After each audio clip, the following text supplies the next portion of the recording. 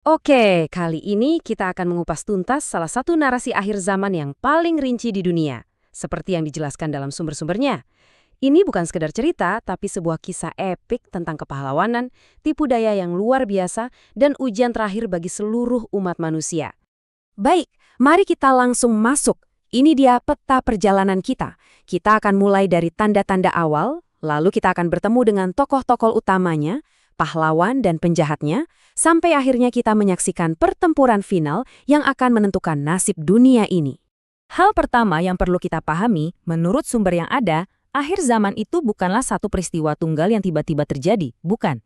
Ini lebih seperti serangkaian fase, atau kalau boleh dibilang musim-musim, yang menandakan bahwa dunia sedang menuju babak akhirnya. Nah, ini yang menarik banget. Coba lihat deh, semuanya itu dibagi jadi beberapa tahap.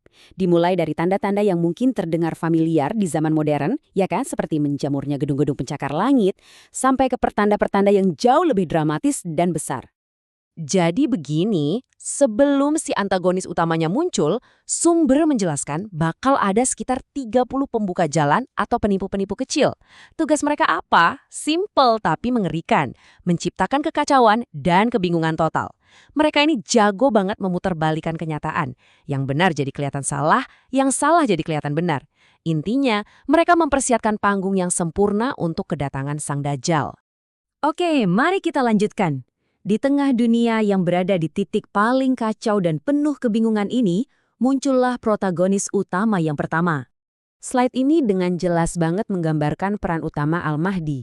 Beliau digambarkan sebagai sosok penyelamat yang, menurut narasi ini, akan datang untuk menyatukan kembali dunia Muslim dan memulihkan keadilan. Singkatnya, beliau datang untuk membereskan semua kekacauan yang diciptakan oleh para penipu tadi.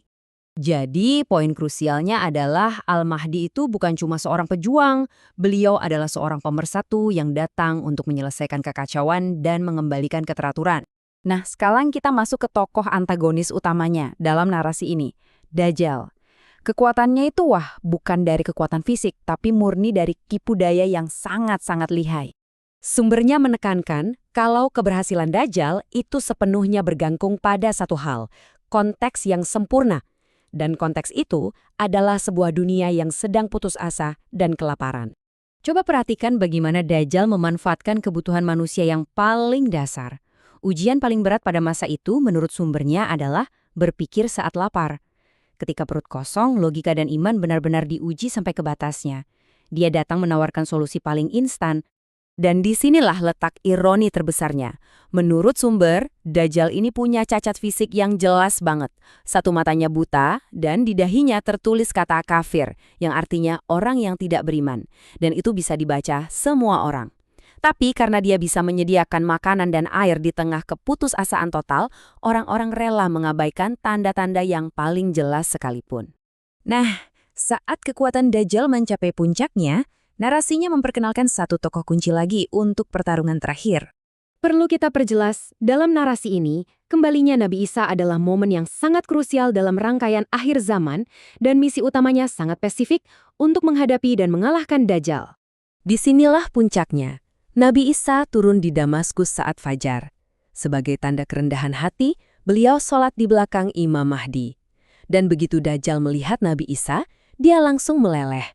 Benar-benar seperti garam yang larut dalam air. Nabi Isa kemudian mengejarnya dan menghabisinya, menandakan bahwa kekuatan tipu daya sebesar apapun akan hancur di hadapan kebenaran ilahi. Tapi tunggu dulu, ceritanya belum berakhir. Begitu satu ancaman besar dikalahkan, sumbernya mengatakan ada kekuatan lain yang jauh lebih besar dan lebih merusak yang dilepaskan ke dunia. Penting untuk dipahami, Ya'juj dan Ma'juj ini bukanlah iblis, melainkan suku manusia dalam jumlah yang sangat-sangat besar. Senjata terbesar mereka adalah jumlah mereka yang luar biasa banyak dan sifat mereka yang sangat perusak. Coba kita berhenti sejenak di sini. Lihat angka ini. Untuk setiap satu manusia yang tersisa, akan ada 999 dari mereka. Coba bayangkan, skala perbandingannya. Benar-benar hampir tak terbayangkan. Jejak kehancuran mereka, seperti yang kita lihat di sini, benar-benar total.